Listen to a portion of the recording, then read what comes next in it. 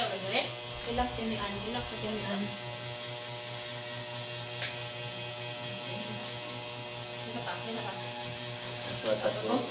Tag-aw ko? Dili ka na. Hindi ka lang tinian. Awit na ko dili. Pabugad! Mahulog na ako. Jere, tabang! Okay. Naman dahil giri diya. Jere, oy! Isa ka daog! Okay, ginoo ko. Kaya gaspang mugat tayo dito sa kuwan. Kuna siya kay Papa. Mugat po tayo. Short. Marunga yan, short. Wala yung gasakit yan. Lubot yung short na. Isa lang tayo.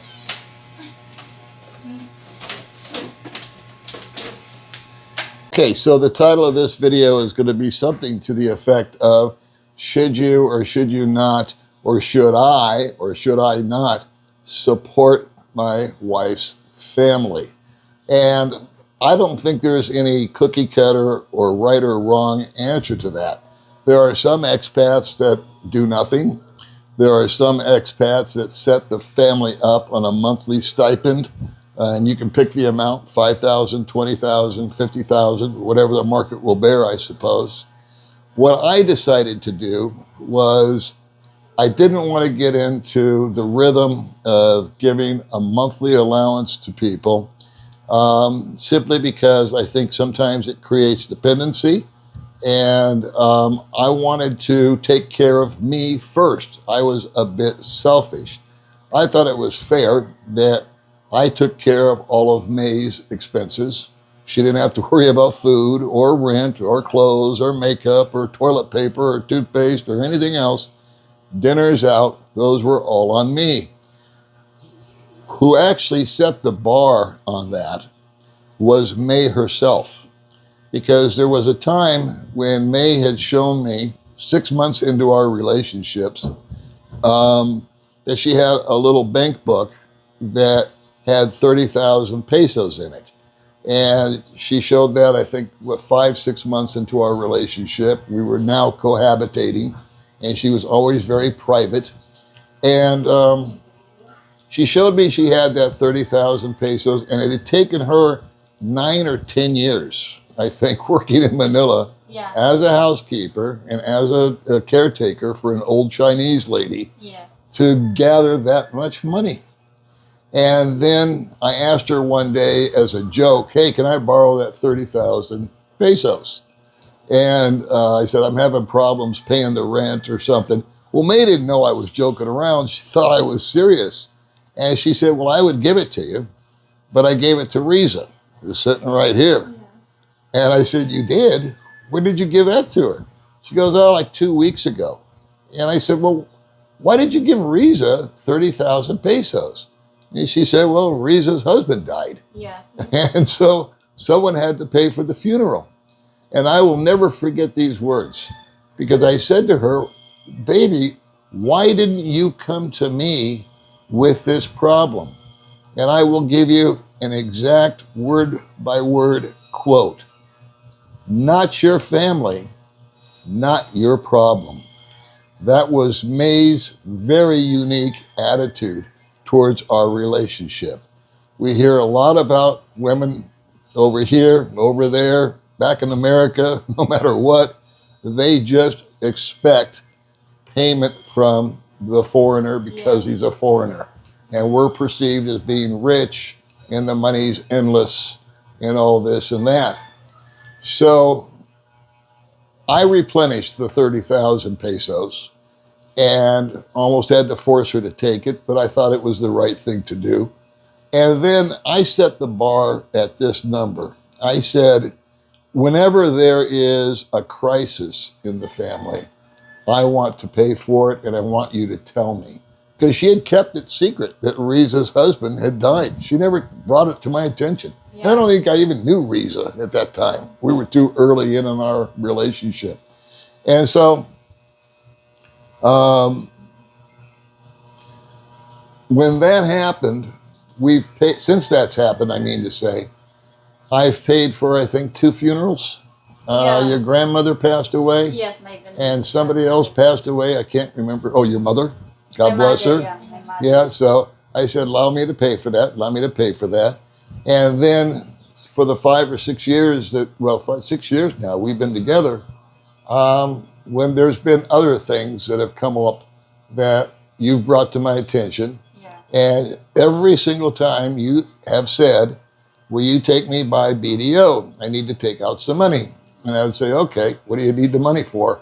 And you would say, well, I needed to give it to my family. Yeah. My mother needs this before she died, or my dad needs that, Yeah. or my sister's in trouble, or whatever.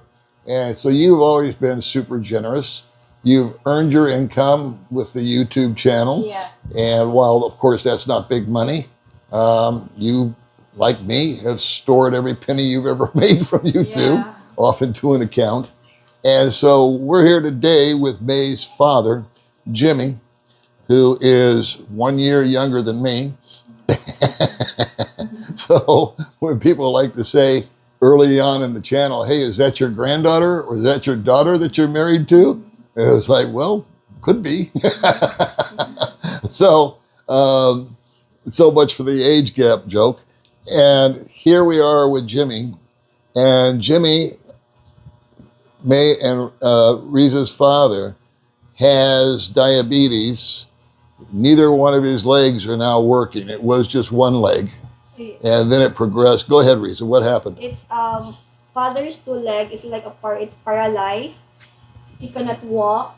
So once it going to the CR, but to pop, he cannot go there because we need to carry father. But I cannot handle it for myself because father is very Very big. yeah, very big. And then it's really hard to like mother was passed away last year, and then right now father was having like this. He cannot walk. He paralyzed two legs and her arm also it's paralyzed. So sometimes I'm the one to take care father. So in my nika, so I'm the one who will care father and myself. Lord, please not to do this because last year his mother was passed away. So it's really hard to me to having like a parents having a trouble of like in the body. So it's really hard to me and my other sister also that my father also having a diabetes, high blood, and right now the two legs are paralyzed and the one arm is also paralyzed, so he cannot handle his health, and then he cannot stand because the father is very heavy. Sorry, I'm just crying, like an emotion. And so what we did today was, when May brought this to our attention, stopped off and we picked up this wheelchair that he's sitting in. And hopefully that'll be of some assistance. Yeah, because last night without this one wheelchair, it's really hard because father said to me, Risa, wake up, I want to go to CR. And I said, oh my God, I'm the one only here, so I cannot handle. And they said, I go to CR, I need to pop. And then she said, I want to stroll on the floor so I can reach the CR.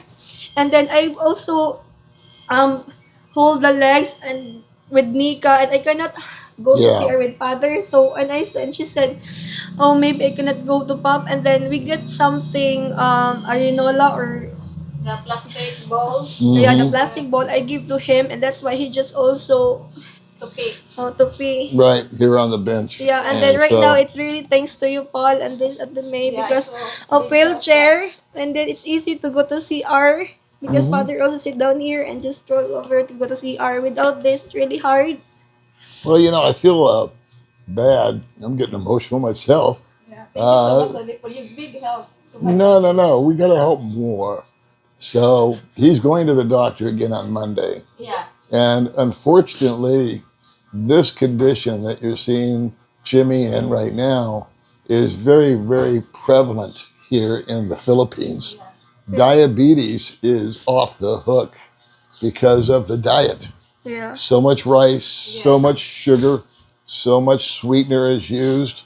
And it is just, he's overweight. Yes. It's- Exercise. It's no exercise, and it's just part of the program.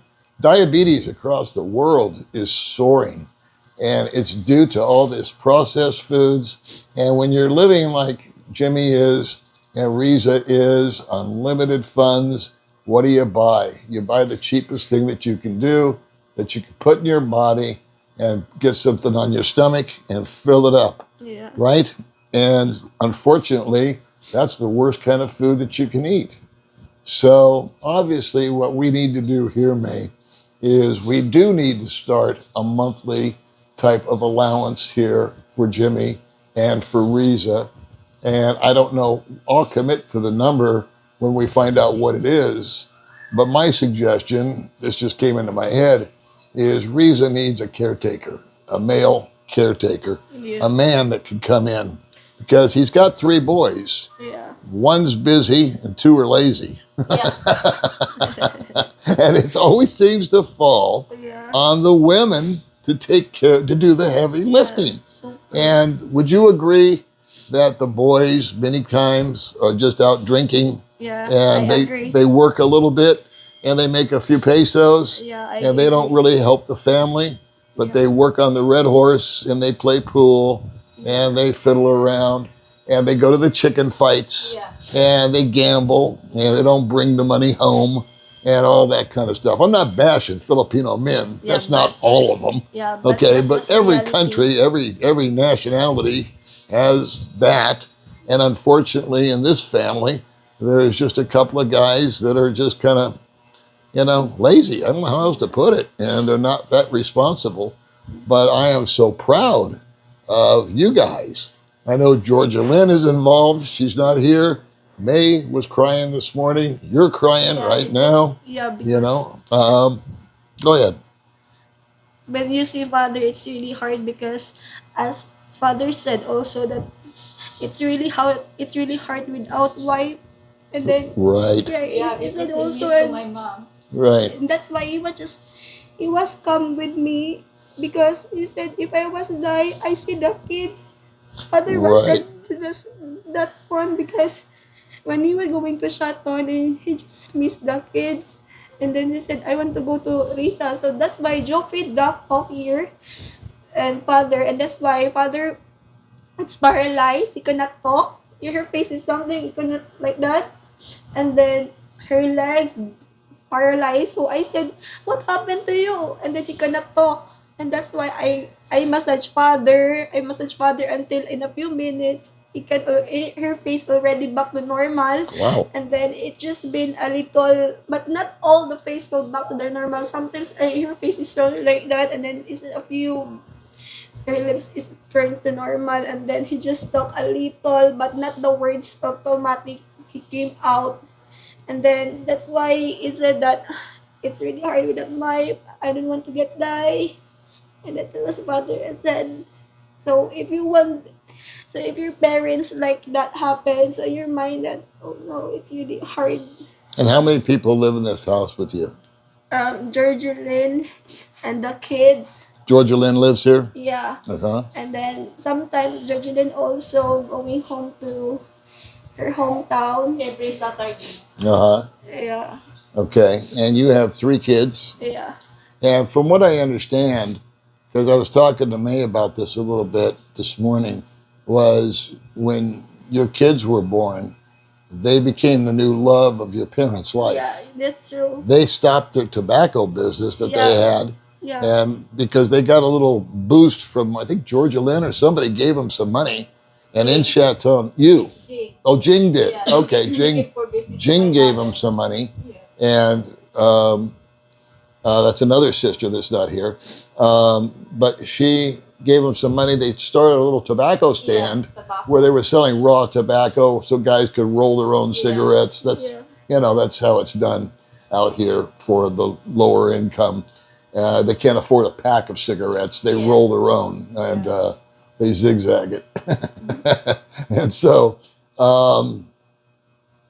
they kind of lost the business because they wanted to be with the grandkids, with your kids. yeah, So your mother loved them with all of her heart. She passed last year. yeah, And when she passed, I remember your father slept at the chapel while she was on she was being viewed, the view time that she had. She laid in state for a while, for a few days, and he slept on the bench with his wife. And since then, of course, he's been lonely and alone. You have been of great help, and all the girls have always pulled together. And I emphasize the girls, not the boys. And so I think it's time now that this is why I didn't like the idea of giving a monthly stipend every month. What May and I have always done with our money is pooled it and saved it. And I always said for an emergency. So I already mentioned a couple of funerals. I find that to be an emergency. I find this to be the latest emergency. And so I don't want funds to get into the way of your father's comfort or recovery and too much of a burden on you with 3 kids and all of your responsibilities on top of all of that. So everybody's health is going to suffer during this time of trial and tribulation. So it's up to May and I to circle the wagons here and offer to get you some help. So you can look for a helper, okay? A male, someone that's strong, can come by for 5-6 hours a day, help your father with the bathing, the CR, all that. And I think that would help free you up a little bit. But your father just adores your kids. Nika, Junior, and Senior.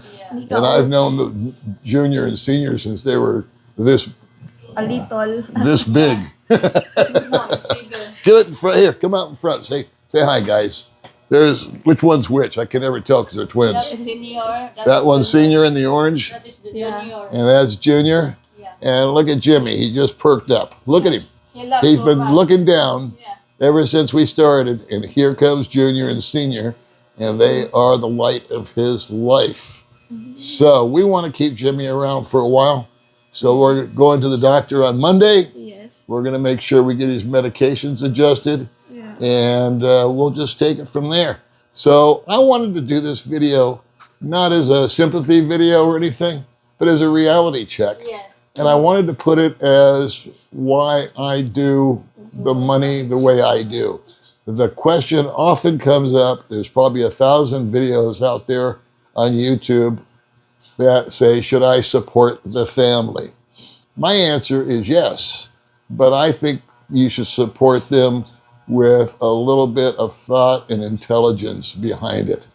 I'm not a proponent, I'm not saying it's wrong, but I'm not a proponent of saying, okay, I'm going to give your family $10,000 a month. To me, that just feels weird. And what were they doing before I came along? But in a time of crisis, in a time of need, and I guess before it turns into desperation, we do need to try to step in because we've been blessed. And we have been frugal, and we have saved our money, and we've had what's called an emergency fund, and this is an emergency. Whether the emergency is for me, or it's for you, or if it's for your father, or any other member of the family, that's when we want to step up. So guys, I want to thank you for watching. I wanted to share a little bit, because usually when I do videos, it's with May and I, and we're all just sparky and happy and having a great marriage and going to cool places and running, and May's running around in a bikini somewhere.